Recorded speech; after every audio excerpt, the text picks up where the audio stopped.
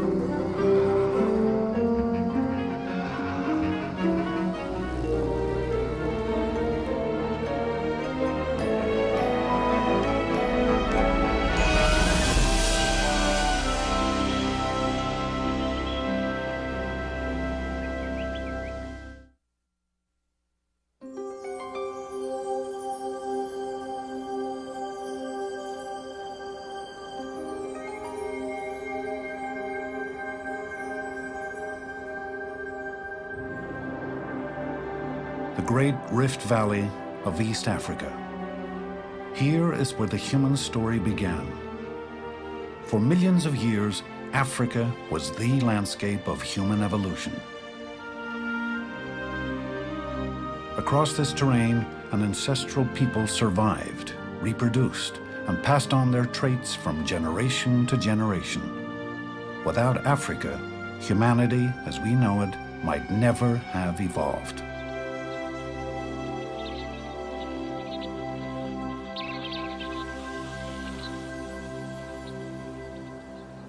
This is an area that was once inhabited by hominids before they were truly human. Now it's a site scientists visit to understand how people lived and what they thought about over 1 million years ago. Soon after the rains each year, Rick Potts leads a team that scours these badlands, finding stone tools and fossils. Potts believes this place was once a tool-making factory. It takes really sharp eyes to find that first fragment of fossil, or to find that sliver of stone tool that says hominids were right here at this spot. And so I knew that we were very close to an ancient soil that was nearly 1 million years old that had previously produced lots of fossil bones and stone tools. Okay. It turned out to be a hand axe, one of those stone tools that our ancestors made for a long, long time, hundreds of thousands of years. These hominids were bringing these rocks down from the highlands, and they were chipping the edges of the tool around, and they could even hold it in their hand like this, use it for digging, or for knocking off flakes that they could use for butchering animals. In a sense, this is the Swiss Army knife of the Paleolithic. Here, these Paleolithic or ancient stone tool people made a variety of simple implements repeatedly for nearly 1 million years. Indeed, their minds were oriented towards survival. They had the ability to make these tools, which had some sophistication to them, but the fact that they kept making them means that they had a kind of a mental template, a regularity of thinking that kept producing these same things over and over again. Chances are they didn't speak to one another like we do, and apparently they got along just fine with this single tool. So 1.5 million years this was around, which is an immense period of time, an absurd period of time. When you think of today, where computer programs don't last for longer than a couple of years before they're improved, before they diversify in some way, and our technology is the same way. It's not the way of the technology of these ancient people 1 million years ago. They didn't have something that we have. The creativity, the innovation, the diversity of cultures that, of course, characterizes our own species. On the Tree of Life, human evolution began around 6 million years ago, when hominids split off from the common ancestor they shared with chimpanzees. They descended from the trees about 4 million years ago and entered a new world. 2.5 million years ago, with a modified hand, they fashioned stone tools and began to depend more and more on a diet of meat. The size of their brains increased dramatically.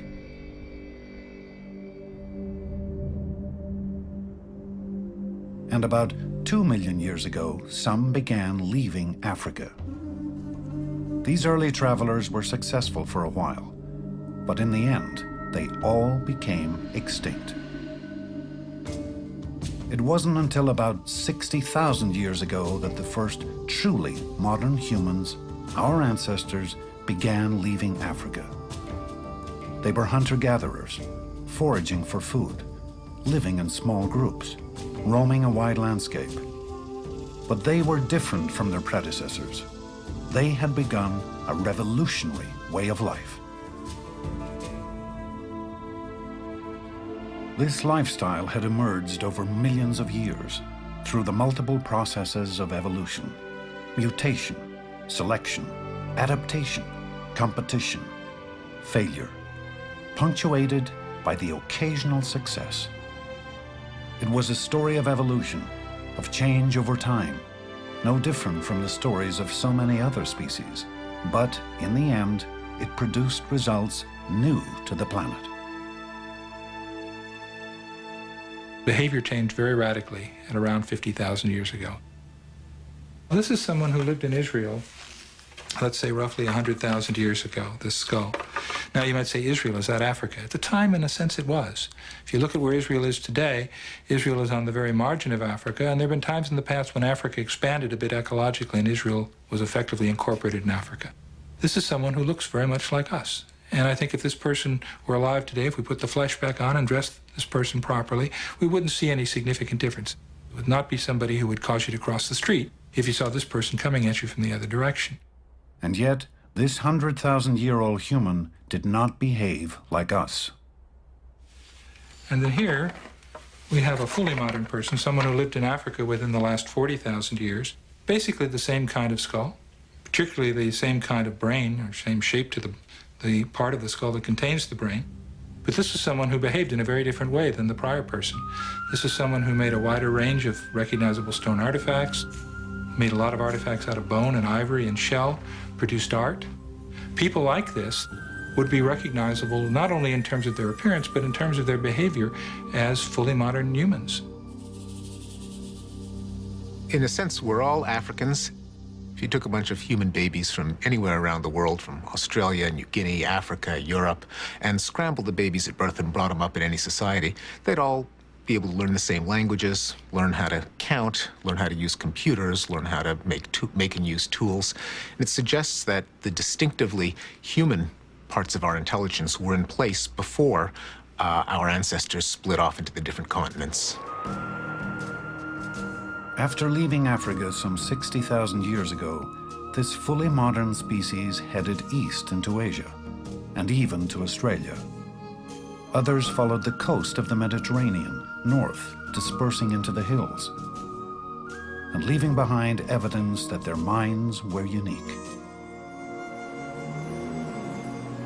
Here in Turkey, Mary Steiner and Steve Kuhn have been excavating a home that these early immigrants occupied.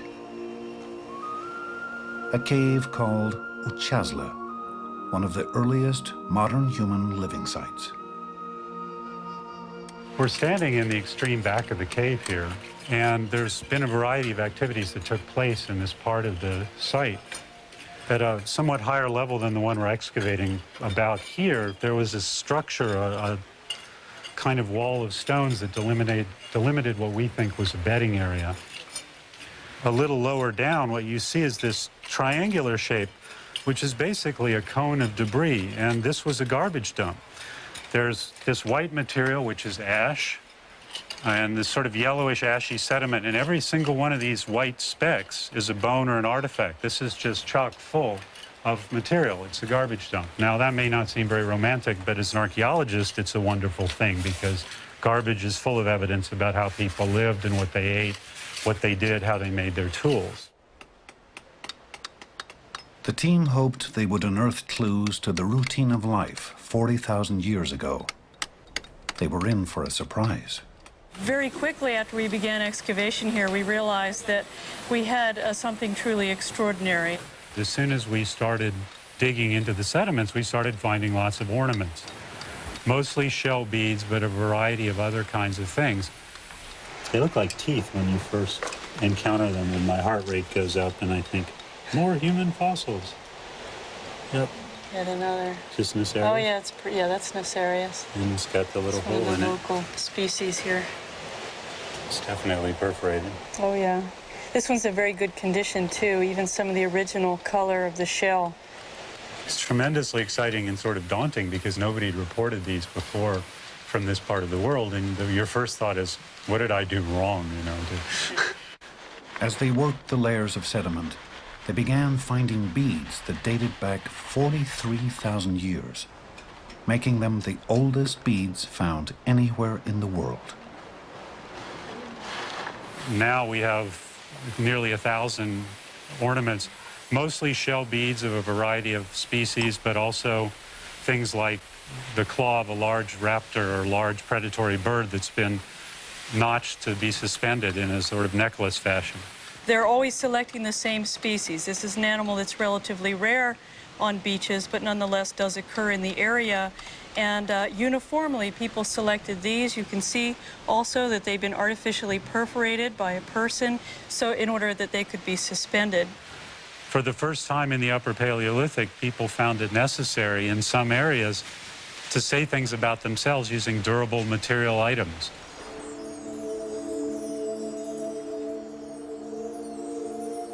Durable items like beads are of no use for hunting, gathering, or protection. They suggest that those who lived here had more on their minds than simple survival. So why were these beads so important? And what can they tell us about the early days of modern humans? Beads and artifacts have been found along the routes our ancestors took. 43,000 years ago, humans had spread north to Eastern Europe. Then they moved into the Russian plain and Central Europe. By the time they settled in Western Europe, 38,000 years ago, they were not just making beads, they were mass-producing them. In southern France, Randy White has been scrutinizing these ancient beads. With powerful magnification, he can tell just how they were made, and he can reproduce prehistoric bead-making techniques. If I were to give you a piece of soapstone or a piece of mammoth ivory, and I were to ask you to put a hole in it, I know exactly how you'd do it. You'd drill a hole in it, you'd turn it, you'd rotate it to make a hole. But you know what? That's part of our culture, believe it or not. That's the way we've learned how to do things. Early modern human people had a completely different technique for making holes. They did it as I'm doing. They actually dug a hole into a piece of material at a very early stage of production, and it leaves some pretty ugly traces. But because the process is one by which you grind and you polish afterwards, they were able to remove all of those ugly traces and to leave behind the tiniest of little openings. I've got a hole. A very, very, very tiny little hole that I've opened up using a very, very large point. It's actually a very emotional experience to be sitting here having finished a bead using exactly the same techniques that people did 35,000 years ago, with exactly the same raw materials that people used 35,000 years ago, in exactly the same form, in exactly the same place. We have from this rock shelter more than 1,000 beads like this. We know that someone who was mentally, emotionally, very much like ourselves, sat somewhere in this vicinity 35,000 years ago and made exactly what I've just made for you. People have tended to look at beads and suggest people were just sort of playing around. But in fact, we know that here at Castelmerle, they were spending thousands of hours making beads when they could have been doing other things that we might think to be more productive. Beads are artifacts of the mind's Big Bang. They are evidence of our creative and cultural beginnings, recalling a time when bands of humans began interacting socially with one another. Expression in materials is really one of the hallmarks of the revolution, if you will. This is something really new on the horizon. This is people creating social identities that don't exist in nature. This is saying, I am a Cro-Magnon woman. I've given birth.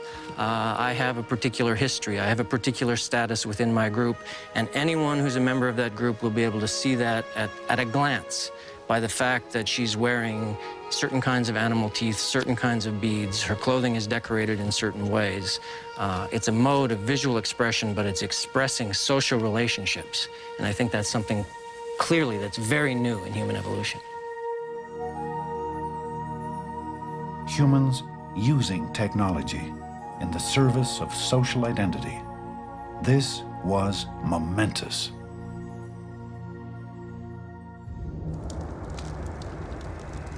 The birth of the human mind occurred in Africa and left its mark as far away as Australia. But the evidence is most abundant in Europe. It was here that these humans encountered another species of hominid, a species almost identical to them, but not quite. And it was this subtle difference that influenced who survived. We call these ancient Europeans Neanderthals. Compared to us, they were massive. Meeting face-to-face a Neanderthal would be quite an impressive experience. They had a very large body mass, some 200 pounds of muscles and bones for a male. The face is very projected forward in its middle part, with almost no cheeks and a receding chin and forehead. And in the middle of this face, there was probably a huge and projecting nose. Neanderthals and humans were different in the ways they lived, and most remarkably, in the ways they died.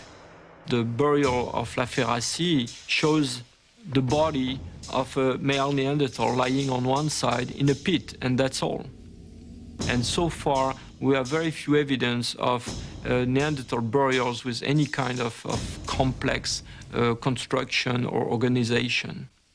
Neanderthals do not display many signs of symbolic life. In fact, we don't know any kind of art or symbols or pictures used by Neanderthals. In contrast, modern humans appear to have treated their dead with extreme care. In the permafrost of Russia, this man was found buried in clothing embroidered with thousands of delicately wrought beads. Does this suggest that modern humans considered life more precious? Could it be that even though human brains were about the same size as Neanderthals, they had dramatically different abilities? The evidence is controversial. So scientists like John Shea of the State University of New York are reenacting the activities of both species to understand how their minds might have differed. The Neanderthal point's big and heavy, and the nature of its heavy handle means that it could not have been thrown very far. In fact, it was probably not thrown at all. It was probably a stabbing weapon, used more or less like a modern bayonet. That means that in order to kill an animal, the Neanderthals had to get up really close and stab this thing into a big, dangerous creature, putting their lives at risk.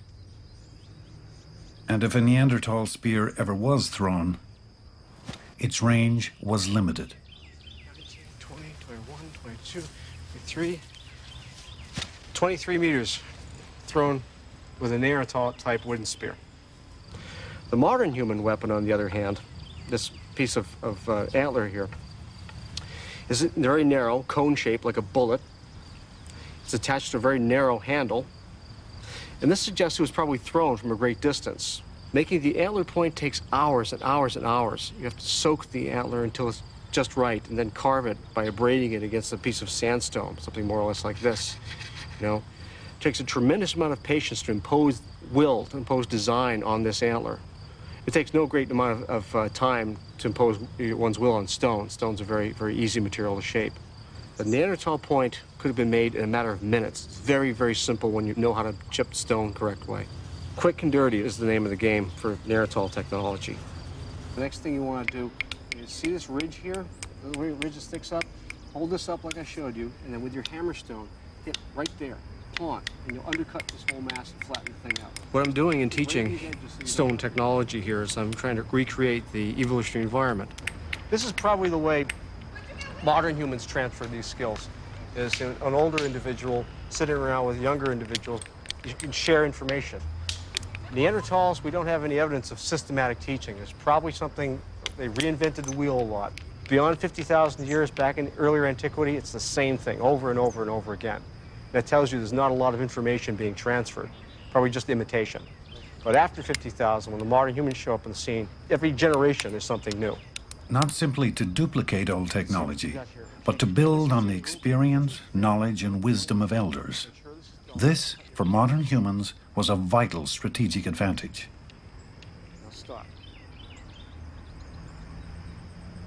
Now, technology could improve from one generation to the next. With this new invention, the spear thrower, a weapon could be launched even greater distances, reducing the hunter's risk. Neanderthals, 24 meters.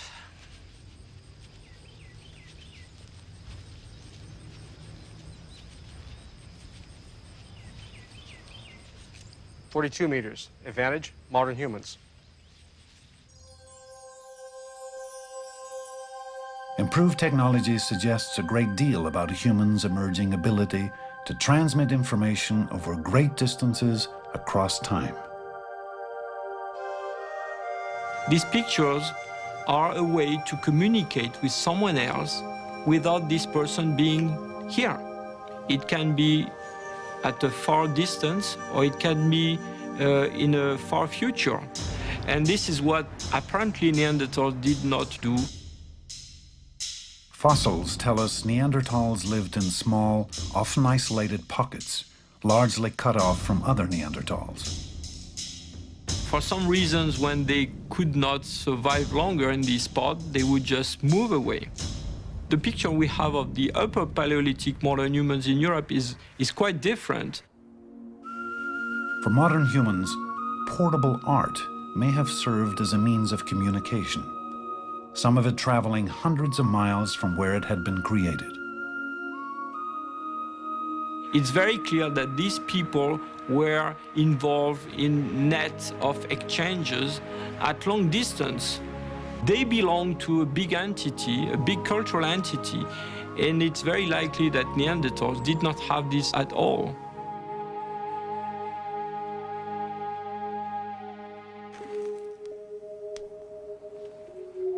Perhaps the most compelling evidence of early culture is concealed deep beneath the earth. While we may not know exactly why humans painted in these caves, we now can guess how they painted. Archaeologist Michel Lemblauchet has studied the techniques of cave art. He thinks some of the images were rendered by a process he calls spit painting. Spit painting must have had very important symbolic significance. Through experimentation, he has been able to reproduce the technique of early artists. By mixing pigment with saliva, he believes they achieved a bonding compound that lasted long after the creators were gone. It's not at all like painting on canvas. It's quite different.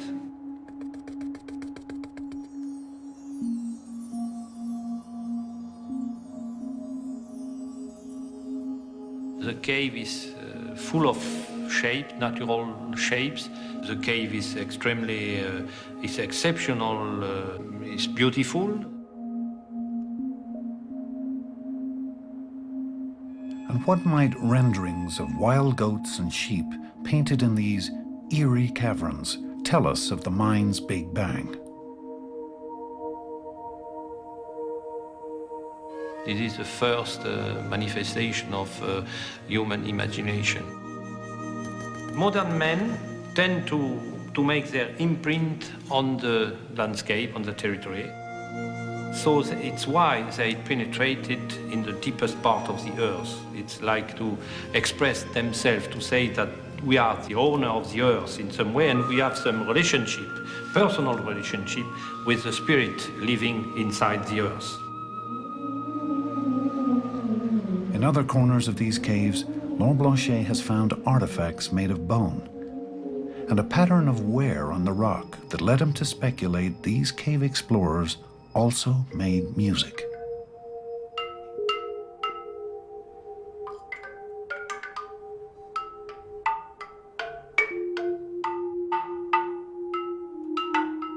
I have the feeling to be in a cathedral here, a big cathedral, an important cathedral.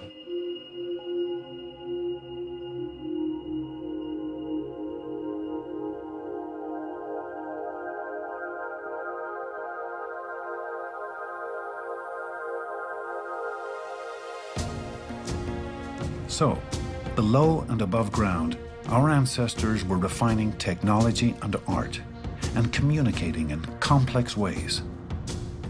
It appears as if these changes occurred rapidly. How could it have happened? My own view is that there was a brain change, that there was a genetic change that promoted the fully modern human brain, that allowed the kind of innovation and invention, the ability to innovate and invent that is a characteristic of modern humans.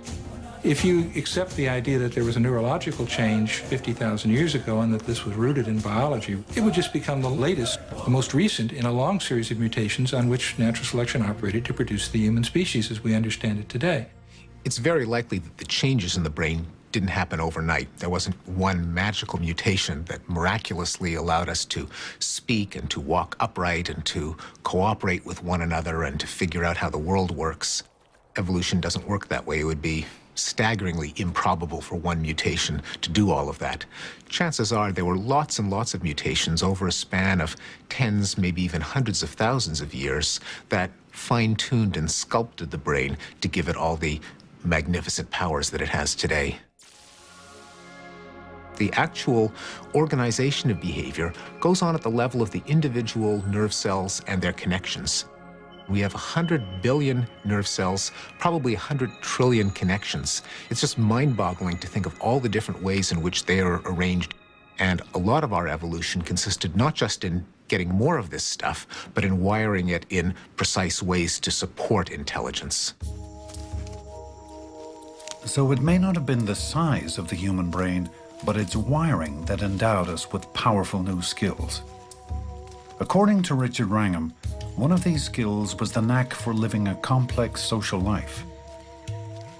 Here in East Africa, chimpanzees show us how we might have interacted with others before the mind's Big Bang.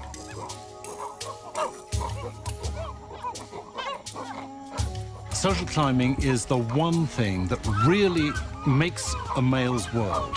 But they do it not in just a one-to-one way. They're very sensitive to the interactions among each other. So if I have a friend that I am trying to impress, then maybe what I will do is to attack the enemy of my friend. And the enemy of my friend might be doing something like grooming with one of his friends. So I may detect the relationships among other chimps and manipulate them to my own advantage.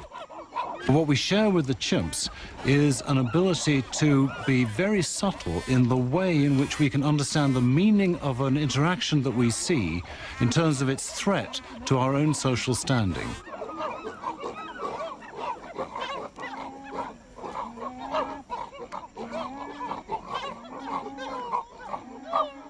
In humans, a little word to the father of a badly behaved adolescent, and all of a sudden you can control their behavior. But no such thing happens with chimps. You have to actually exert physical force or the threat of physical force. But after about 6 million years of separate evolution, humans acquired a significant social advantage. How much subtler, how much more satisfying if the Council of Elders can sit round the fire at night and say, you know, Joe there, he's behaving really badly, we got to do something about him. That's what chimps can't do. There's much more chimpanzees cannot do. The University of St Andrews in Scotland. Here, Andrew Whiten considers differences between chimp minds and human minds. With unlikely tools, he and others have identified another critical advantage, and possibly a key to the human mind's stunning success. Okay. Mind reading. Take your picture. Will this 3-year-old be able to look at things from someone else's point of view? Can she make inferences about others' thoughts? Can she spot deception? Daddy. Sally, watch this. She's going to go and put the marble in the basket. Are you ready? Cover it up. Okay. And then Sally's going to go out to play, like you did out in the garden. Ready? Off she goes. Okay, she's going out to play, and while she's out to play, here's Naughty Ann coming, and she's going to take the marble out of the basket. While Sally is away, deceitful Anne will now hide Sally's marble. Go in. There we go. And then Anne's going to come over here. And do you know what's happening? Where did Sally go? She went out to play. Where's she gone? She's coming back. And she's going to come and look for her favourite marble. Where's Sally going to look for her marble now? I think it's in here. You think Sally's going to look in there? Why do you think she's going to look in there? I think it's find it. That's where it was. Through the age of 3, researchers have found that a child is unable to ascribe actions, motives, and beliefs to others. But by the age of 5, the child's brain has developed a capacity for stepping into someone else's mind. This is Sally. Sally is coming back from playing. And Sally's going to go and look for her marble. Where is she going to look for her marble? She's going to... where's she going to look? Basket. In the basket. Okay, shall we let her look in the basket? Yeah. Why did she look in the basket? Because the marble could have been there, but it wasn't. Okay, so where is the marble? Do you remember? No. Yeah, okay. Well, do you want to help? It varies in different children, but generally the 4-year stage is thought of as a kind of watershed when that particular refined theory of mind ability emerges. So a 3-year-old would typically have difficulty with it. A 5-year-old has generally mastered it. And so far, no chimpanzee has passed any test of the attribution of false belief that a 5-year-old child passes. I suppose, theory of mind, makes us as sublime as we are because we can feel for others so much, perhaps, you might say, on the one hand. At the same time, it allows us to be that much more sneaky than any other species on the planet. In societies of humans, being socially competent really counts. Being socially competent allows you ultimately to outcompete others, to gain better access to resources, the best mates. And in those kind of societies, it seems that brain can be more important than brawn. So it's potentially a very powerful evolutionary force because it's driving a kind of upward spiral. Social complexity begets greater social intelligence. Social intelligence presents even greater problems to the individuals in the next generation, and they have to become more socially complex. Complex social relationships, a theory of mind. These are abilities we associate with modern humans. But how could we express any of these abilities without language? With language, we can recall the past, ponder the future, teach children, tell secrets, manipulate crowds. But imagine a world without language.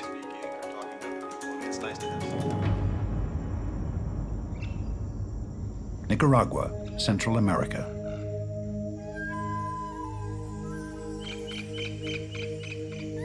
Managua. Here, as in other places of the world, there are those who hardly have any language at all. Maria Noname, Mary No Name. Deaf since birth, she has been isolated all her life, both from the people who could help her and from others with her disability. Her friend, linguist Judy Kegel, understands the depth of her isolation. The two can communicate just a little, using simple and primitive gestures. The first time I met her, she was missing the ability to tell me who she was. She was missing the ability to tell me how old she was. She doesn't know her name. In order to tell me who she was, she had to take me home and show me the papers and pictures of her family. We had to share a context. She can tell me things. I can show you a bit. She can tell me what happened to her father.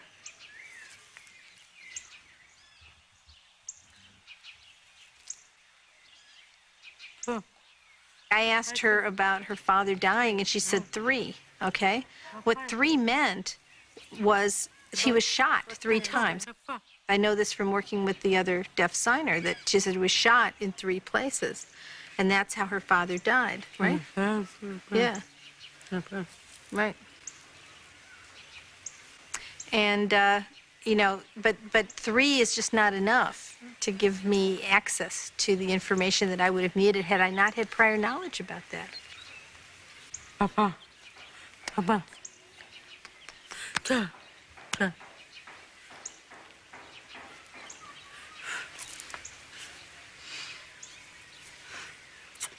Okay. What she's saying is, I had a daughter that went away and got married, and that was it. She never came back. I had a son that went away, and I never heard from him again.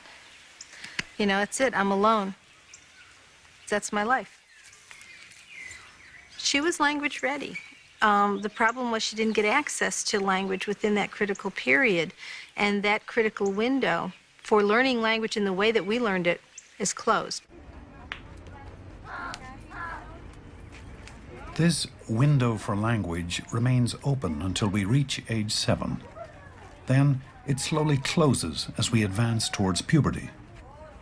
Before the 1980s, many deaf Nicaraguans were like Mary No Name. They never encountered the window for language because they never encountered others with their disability. But in 1980, after the Nicaraguan Revolution, the new government tried to enhance deaf people's lives. It brought deaf village children into Managua to end their isolation. Here, educators tried to teach them an existing sign language. The effort failed. The children showed little interest in learning a language forced upon them. Instead, they began communicating with each other in their own way.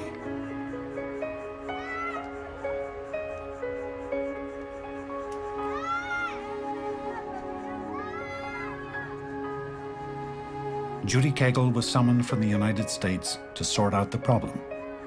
I came down thinking wherever there were deaf people, there was a sign language, and that obviously there would be a full-blown sign language in full swing here in Nicaragua.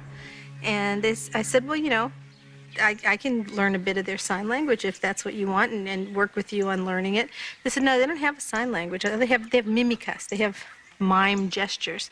And they pointed to a group of kids and said, we want to know what they're talking about. It turned out they were talking about a lot more than anyone dreamed possible. Cagle had arrived in Nicaragua shortly after the birth of a new language. Language needs company. Language needs a community. Language needs some sort of a trigger. And I think that trigger is, it's not so much that it needs a community in the sense that there have to be lots of people, but part of being a community is wanting to share information with each other. Might this moment resemble what happened around 50,000 years ago? The turning point that led to the explosion of human creativity?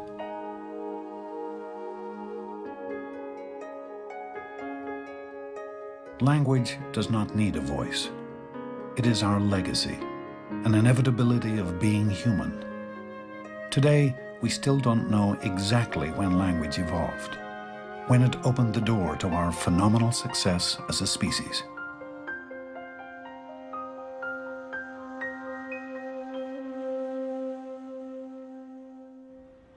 This is a verb reduplicated. But language, every language, depends on strict rules, all of them familiar. That's a role shift to man looking at the bird, then back to the man falling off the mountain, dreaming that he's going to fly like a bird. While many species can communicate, even vocalize, only human languages are driven by complex rules.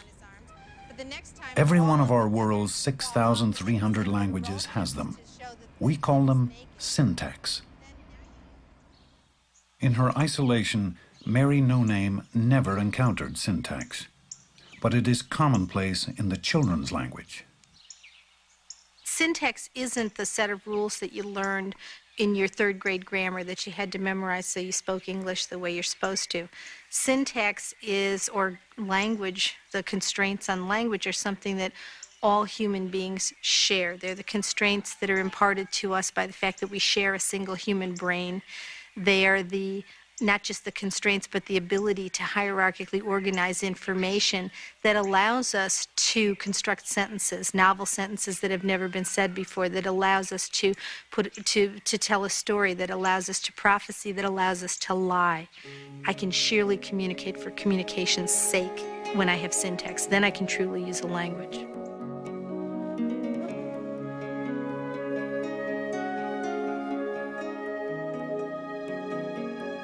And those most gifted with the tools of language might have been the ones to prosper, according to Richard Dawkins.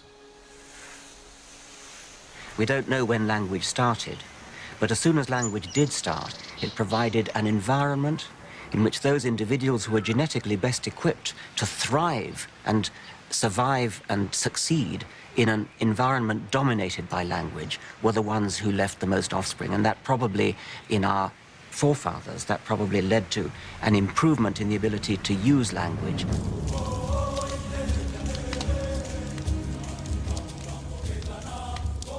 What exactly was the evolutionary purpose of language? Was it to discuss water holes, weapons, what lay over the hill? Or might it have had another advantage? The answer may be surprising.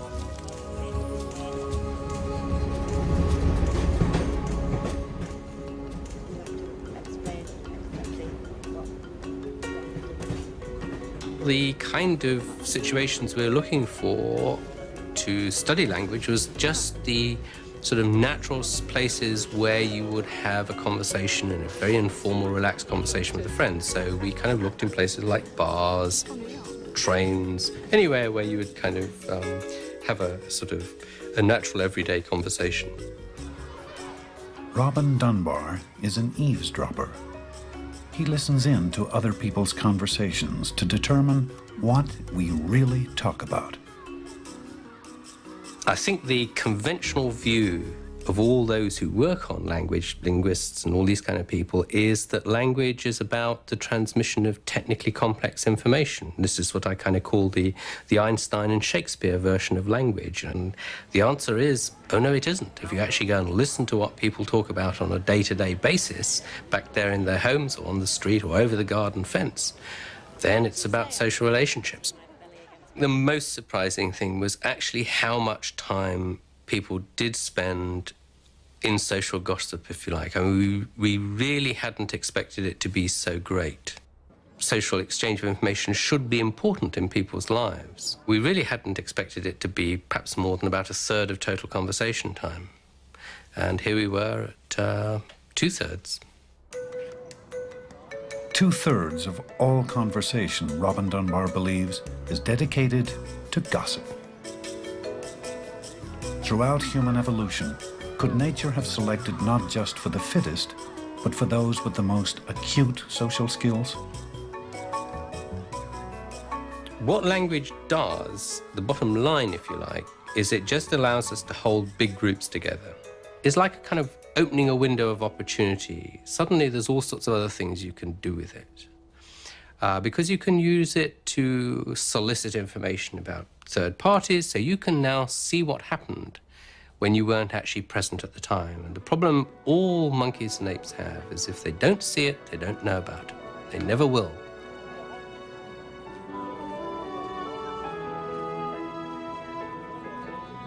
Gossip is certainly one of the things that language is useful for, because it's always handy to know who needs a favor, who can offer a favor, who's available, who's under the protection of a jealous spouse. And being the first to get a piece of gossip is like engaging in insider trading. You can capitalize on an opportunity before anyone else can. But language is useful for other things, for exchanging technical know-how. How do you get poison out of the gland of a toad? What's the best way to make a spear? Where are the berries? What's the best time of year to hunt?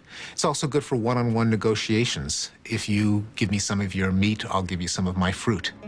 There are all kinds of ways that language can be useful. Gossip, I think, is just one of them. Language, the force that created modern human culture, and that today tells us who we are, how we belong, and where we're bound. Language, according to Richard Dawkins, is also central to a new and powerful evolutionary force. As far as a human lifetime is concerned, the only kind of evolutionary change we're likely to see very much of is not genetic evolution at all, it's cultural evolution. And if we put a Darwinian spin on that, then we're going to be talking about the differential survival of memes as opposed to genes. Memes are ideas, habits, skills, gestures, stories, songs, anything which we pass from person to person by imitation. We copy them. Now, just as genes are copied inside all the cells of our body and passed on in reproduction, memes are copied by our brains and our behavior, and they're passed from person to person. And I think what happens is, just as the competition between genes shapes all of biological evolution, so it's the competition between memes that shapes our minds and our cultures. So it's absolutely central to understanding human nature that we take account of memes. Sue Blackmore believes memes have been the forces driving human evolution, especially since the mind's Big Bang some 50,000 years ago. She sees ideas, prejudices, trends, and breakthroughs behaving much like genes, self-replicating and accumulating from mind to mind, society to society, generation to generation. Memes are the building blocks of a new kind of evolution. If units of culture replicate themselves in something like the same way as DNA molecules replicate themselves, then we have the possibility of a completely new kind of Darwinism.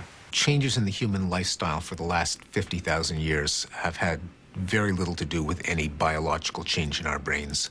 The reason that we live differently today from the way the cavemen lived is not because we have better brains, but because we've been accumulating all of the thousands of discoveries that our ancestors have made, and we have the benefit of a huge history of inventions that we communicate non-genetically, through language, through documents, through customs. Memes can be more than passing fads. They can be titanic. They can modify the world, revolutionize life, even suppress the forces of biological evolution. Consider insulin, one such meme, now some 80 years old. Before insulin, diabetics weren't expected to live. It was really considered a fatal disease. I would probably not be here without insulin. It's just been a huge... It's allowed me personally, as a diabetic, to live. 14-year-old Jared is on a week-long hike with others who share his disease, juvenile diabetes. An outing like this may not appear revolutionary, but it is.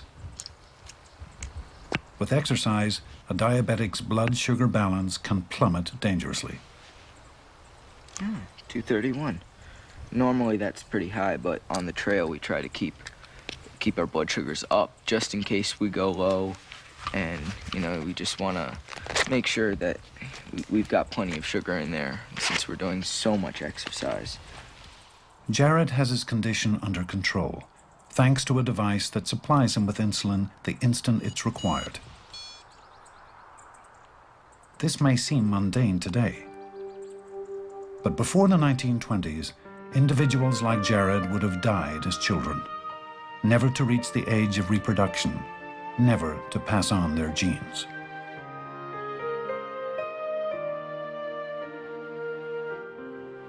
Now, young diabetics are no longer condemned to death.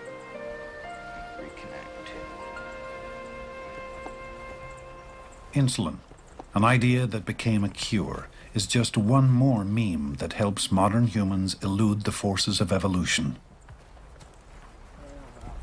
Like so many other scientific breakthroughs, it provides us with new ways to survive. A lot of the creations of the brain can make up for physical deficiencies and could actually change the course of evolution. Thousands of years ago, someone who was severely nearsighted probably wouldn't have had many descendants. He would have been eaten or fallen off a cliff a long time ago. But we invented eyeglasses, and now being nearsighted has no disadvantage at all. There's some people who might say, well, isn't this interfering with evolution? Wouldn't we be better off letting the diabetics and the nearsighted die an early death to improve the physical vigor of the species? That really goes against the way human evolution works, which is that for tens of thousands of years, we depend for our survival on our own inventions, on our own creation, and this is simply extending that process. Our revolt against biological evolution has taken many forms. Call it culture, call it memes, call it mimetic evolution, whatever. It makes every one of us this planet's best survivor. So far. Nowadays, I would say that mimetic evolution is going faster and faster, and it is almost entirely taken over from biological evolution. Not entirely, in the sense that the two are going along hand in hand. For example, birth control, the memes of the pill and condoms and all these things have effects on the genes. In fact, they change quite dramatically across the planet which genes are getting passed on and which aren't. The more educated you are, the less children you have. That is memes fighting against genes. What's also going on now at the beginning of the 21st century is that the memes have suddenly made themselves a new home. The internet. We thought we created the internet for our own benefit. In fact, if you look in any office and you see people sitting there, slaves of the memes, oh, hello, yes, fax coming in, yes, yes, oh, email, it's going so fast. I would say what's happened here is the inevitable consequences of the mimetic evolutionary process. The memes are getting better and faster and more and creating as they go better copying apparatus for their own copying. I don't know where that leaves us in the future.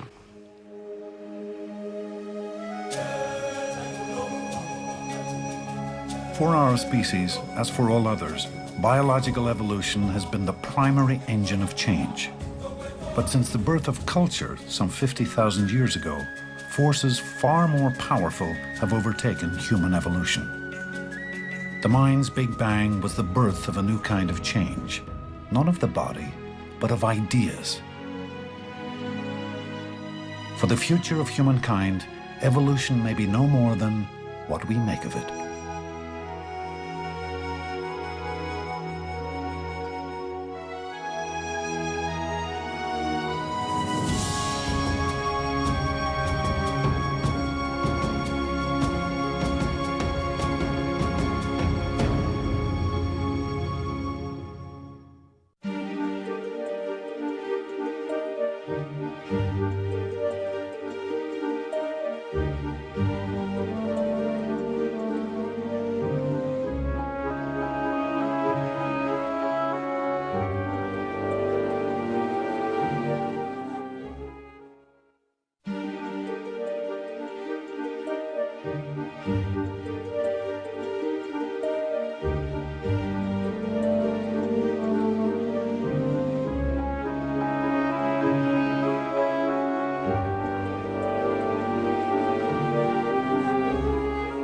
Continue the journey into where we're from and where we're going at the Evolution website. Visit www.pbs.org.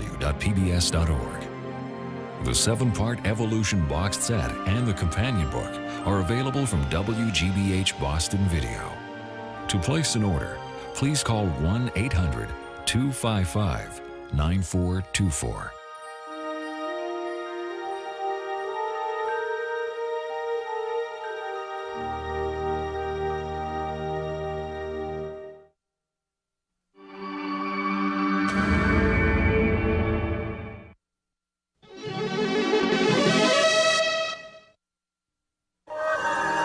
This is PBS.